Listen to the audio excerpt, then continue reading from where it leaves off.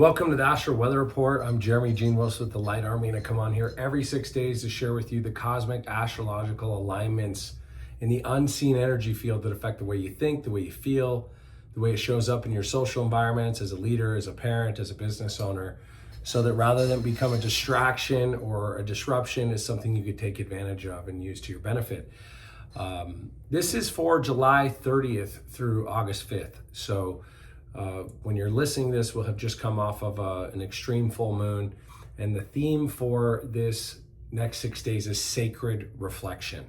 The mental emotional forecast and what you can expect. This cycle invites you to pause, to reflect, and reconnect before moving forward. After weeks of outward leadership and momentum, the energy now turns inward, asking you to process the past and become more sensitive to what truly matters. So people might just feel a desire to withdraw and recharge, reflection on recent experiences and lessons, increased emotional sensitivity to people and environments overall. So there's a stronger need for genuine connection over constant activity. This is integration energy. Sometimes just stepping back is how you move ahead. Sometimes we slow down to speed up. So this week really teaches us that reflection creates wisdom.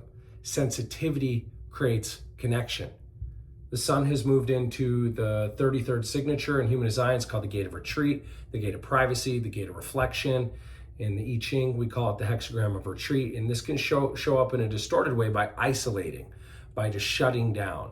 Avoidance overall, just keep living in the past, replaying the same stories, and hiding your truth. And the way to align with this energy is healthy retreat, right? Reflection instead of just avoidance. So this is all about thoughtful reflection, integrating your experience with wisdom. What will you do differently moving forward instead of rumination on the past?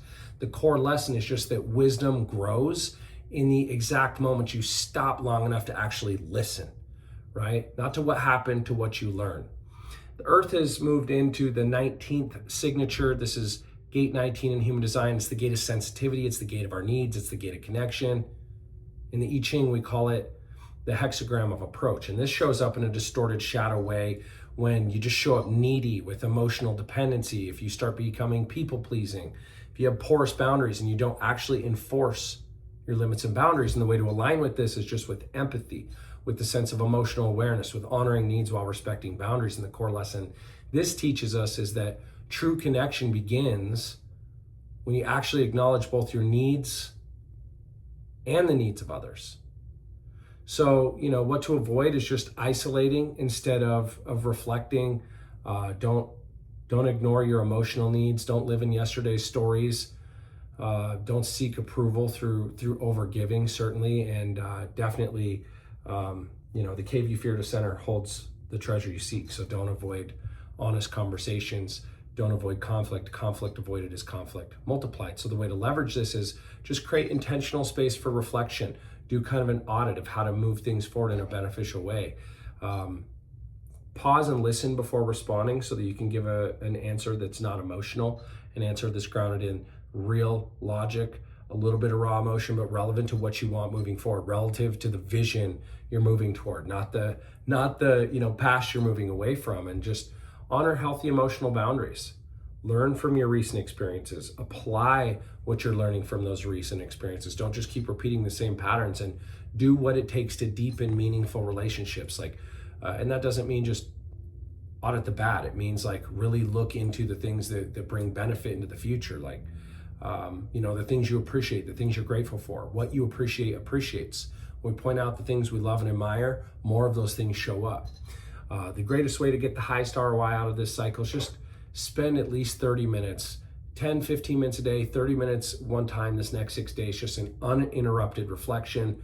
Journal 3 lessons from this past month, right? What are 3 lessons you learned?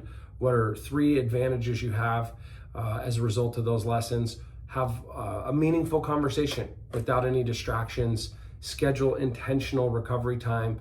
And I don't mean scroll time or just watch Netflix time. I mean true recovery time. Time where you can lay, you can reflect, you can recharge without screens specifically. And then clarify maybe with yourself an emotional need you've been ignoring.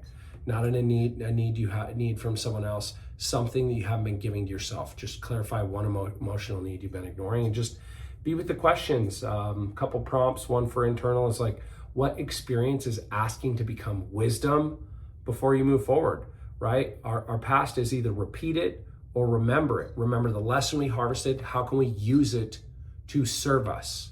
How can we use it in service to our future? Because otherwise the past repeats, we stay stuck in loops until we learn and harvest the lesson. And then an external question is just where can greater empathy, like for yourself and for others, where can greater empathy strengthen a relationship without sacrificing healthy boundaries, right?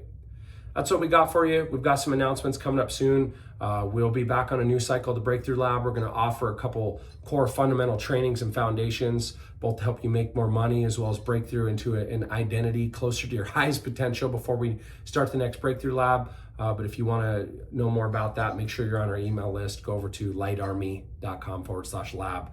We'll see you in 6 days. In the meantime, bye for now. Shine on.